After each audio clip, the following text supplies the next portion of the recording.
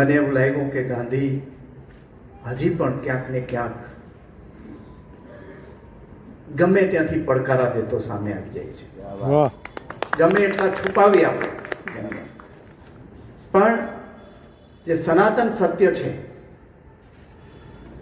એ ક્યારેય ઝાંખું પડતું નથી અને ક્યારેય એનું અસ્તિત્વ મીટતું નથી. ગાંધી વિશે ખૂબ કહેવાઈ ગયું એટલે મારે બહુ લાંબી વાત નથી કરવી, મોડું પણ થયું છે. ગાંધીને તમારા અને મારા સુધી પહોંચાડનાર દરજી જોશીની વાત થઈ. વિશ્વવંદનીય ગાંધી બાપુની ચેતનાને પ્રણામ કરી દુનિયાને અયાચકતાના પાઠ શીખવાડનાર પવિત્ર અને શુદ્ધ બ્રાહ્મણ શ્રી સુદામાજીની ચેતનાને પ્રણામ કરી, પોરબંદરની પાવન ધરાને પ્રણામ કરી, વિવિધ ક્ષેત્રના આદરણીય મહેમાનો અને સૌ કલાપ્રેમી જનતાને રાણા કંડોરણાથી રાજકવિ શ્રી ભૂતરલાલજી જોશી અને મારા દાદા, હું એનો પ્રપોત્ર છું એટલે આપ સૌને મારા નમસ્કાર કરું છું. સૌ પ્રથમ પહેલો દુહો દાદાનો છે એને સમર્પિત કરું છું જોશી સરનેમને ધ્યાનમાં રાખીને. કવિ પરિચય. પણ અહીંયા તો જન્મ તે જોયા જોશીએ જ રે, હન જન જન્માક્ષર માંડીએ જોગ, પણ રે તો ભારત ને ચડાવવા ભોગ, હર રે તો કાયા ધરી તે કબાઉ. તમારી વાહ હોય ને એ જ બોલનારની હવા હોય, એટલે આમાં આગળ પડકારા ચાલુ રાખજો તમે, તો એ પ્રમાણે હું આગળ ધૂણવાનું ચાલુ રાખું એમ. પોરબંદરની પ્રભુતા વિશે દાદાએ લખ્યું છે કે પોરબંદરની પ્રભુતા કેવી છે, અમારું પોરહેલું પોરબંદર કેવું છે એ દુહાની નજરે જોવું હોય તો કે પણ સમંદર કાંઠે શોભતું જ રે, હા નહીં તો નગર સુદામાય નામ, પણ રે તો ધરણી ઉપર ધામ, હર રે તો કૃત જોગ જૂનું કબાઉ. સમંદર કાંઠે શોભતું, દરિયાને કિનારે શોભતું અમારું નગર છે. સમંદર કાંઠે શોભતું એ નગર સુદામા નામ, ધરણી ઉપરનું ધામ છે, પૃથ્વી પરનું સ્વર્ગ છે. સમંદર કાંઠે શોભતું એ નગર સુદામા નામ, ધરણી ઉપર ધામ એ તો કૃતજુગ જૂનું કબાઉત. અને આ પોરબંદરની બિલ્ડિંગો આજથી 80 વર્ષ પહેલા લખાયેલા દુહાઓનું વર્ણન કવિ કરે છે કે પણ એ તો આભને ઈશારા કરે, અને ન મેળ્યું ને મોલાત, પણ રે તો બેલા થી બોલાત, હર રે તો કરત વાતું કબાઉત.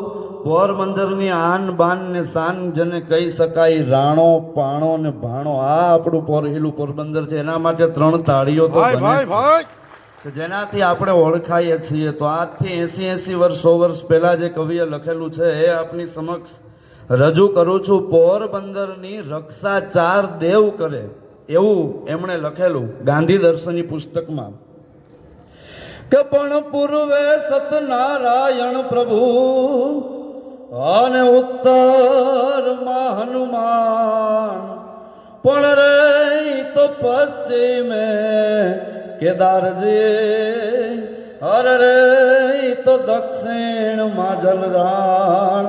પૂર્વે સત્યનારાયણનું મંદિર આવેલું છે, ઉત્તરમાં રોકડિયા હનુમાનજી છે, પશ્ચિમે કેદારેશ્વર ભગવાન છે, અને દક્ષિણ દિશામાં દરિયા દેવ આપણી પોરબંદરની 4 દિશાઓમાંથી રક્ષા કરે છે. અને મહાત્મા ગાંધી જેવી વિરલ વિભૂતિ જે મોહનથી લઈને મહાત્મા સુધી, જોશી સાહેબ મને કહેવાનું મન થાય, વિશ્વનો એક દેશ એવો નથી કે જ્યાં ગાંધીજીની છબી ન હોય કે મૂર્તિ ન હોય. એ વ્યક્તિત્વ જીવવું કેવું હોય છે.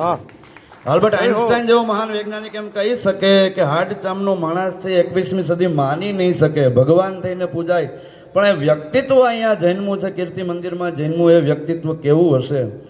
હવે ગાંધીજી વિશે વધારે તો વાતો જેટલી થાય એટલી કરી શકાય, પણ મોઢવાડિયા સાહેબ તમને ગમશે, ગાંધીજી પૂનાના આગ ખાનના બંગલામાં 3-3-43 21 દિવસના ઉપવાસ કરેલા, અને મૃત્યુ જાણે રાહ જોઈને કાલદેવ લેવા માટે આવતા હોય અને ત્યારે ગાંધીજી એને જવાબ આપે કે ના ભાઈ, હજી મારે ભારતને આઝાદ કરવાનું બાકી છે, હું એમ નહીં આવું. એ કાલદેવ અને ગાંધીજીનો સંવાદ દાદાએ લખ્યો છે ગરબામાં, અને એ ગરબાની 2-4 પંક્તિ આપની સમક્ષ રજૂ કરું છું કે કાલદેવ નહીં રે આવું મારે કામ છે, હે કાલદેવ નહીં રે આવું મારે કામ છે, હે જી મારે ભારતને તારવાની હામ છે, કાલદેવ નહીં રે આવું મારે કામ છે. પછી બીજી લાઈનમાં લખે છે કે હાડકાનો માળો જોઈ મીઠું ન માંડીએ. આ તો હાડચામનું શરીર છે, એનો માળો જોઈને કાંઈ મીઠ ન મંડાય. કે હાડકાનો માળો જોઈ મીઠું ન માંડીએ, હેજી મારો જોરાવર આત્મ રામ છે, કાલદેવ નહીં રે આવું મારે કામ છે.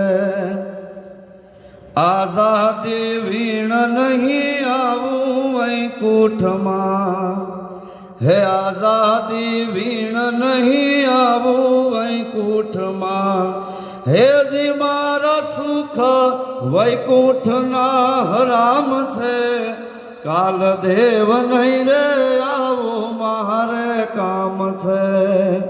છેલ્લી પંક્તિ લઉં છું ગરબાની કે રાખો ભરોસો ભૂધર ભાવેથી ભેટશું, હે રાખો ભરોસો ભૂધર ભાવેથી ભેટશું, હે જી મારા છેટેથી રામ રામ નામ છે, કાલદેવ નહીં રે આવું મારે કામ છે. અને આભાર. છેલ્લે અંત તરફ જાતા 36 લીટીનો રણંકી છંદ છે. જોશી સાહેબ, ગાંધી સાહેબ બેઠા છે, લખણસિંહભાઈ કે ભાગ્યેશભાઈ જાહે એમ કીધું, ગુજરાત સાહિત્ય અકાદમી ગાંધીનગરના પ્રમુખ, કે એકમાત્ર કવિ હોય તો ભૂધરજી જોશી છે કે જેણે અંગ્રેજીમાં છંદ લખેલો હોય, જ્યાં સુધી મારી ખબરમાં છે ત્યાં સુધી. તો એ રણંકી છંદની 4 લાઈન ગુજરાતી ને 4 લાઈન અંગ્રેજી લઈને પછી મારી વાણીને વિરામ આપું. તો હલબલ હલબલ હોત હિમાચલ યચલ ધરાતલ યડગ ડગે, તો યતલ વિતલ તલ સુતલ મહાતલ ધોમ રસાતલ ધૂમ્ર ધગે, દિગપાલ વ્યાલ કચ્છ ઢાલ કાલ, તો ચકિત હુઈ તો ચકર ચડે, તો ખદર ચદર યદ કમર લપટ કર, ચતુર વણિક વર સમર ચડે રે જીર, ચતુર વણિક વર સમર ચડે. દેવરાજભાઈ ગઢવીએ વેમ્બલીની મોરારી બાપુની કથામાં આ છંદની 4 લાઈન ગાઈ હતી, એ તમારી સમક્ષ રજૂ કરું છું ઇંગ્લિશમાં. તો પરમિટ લિમિટ ડિલીટ હુવે વિથ ક્વિટ હિન્દ પબ્લિક ચવે, no write your credit or no trust for go just हुए. खूब खूब आभार.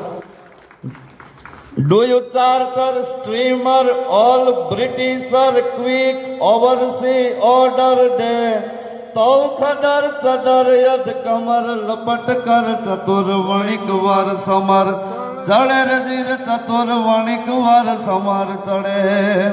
અને ગુણવંત શાહે એના લેખમાં એના જન્મ દિવસે લખેલું 12મી માર્ચ 2018માં પાઘડીનો વર છેડે, એમાં ગુણવંત બાપાએ જે એક દુહો લખ્યો એ બોલીને આજના કાર્યક્રમમાં મારું જે વક્તવ્ય છે એને પૂર્ણ વિરામ આપું. કે પણ યા તો એક મોહન મથુરા તણો જ રે, આ તો એક મોહન મથુરા તણો, હન જોન બીજો સોરઠ દેશ, પણ ઈ તો વડ સવડ પોઢી ગયા, હર રે ઈ તો પ્રેમ રાખી પરવેશ. આપ સૌને મારાથી ખૂબ ખૂબ આભાર. દોસ્તો, જય હિન્દ, જય ભારત.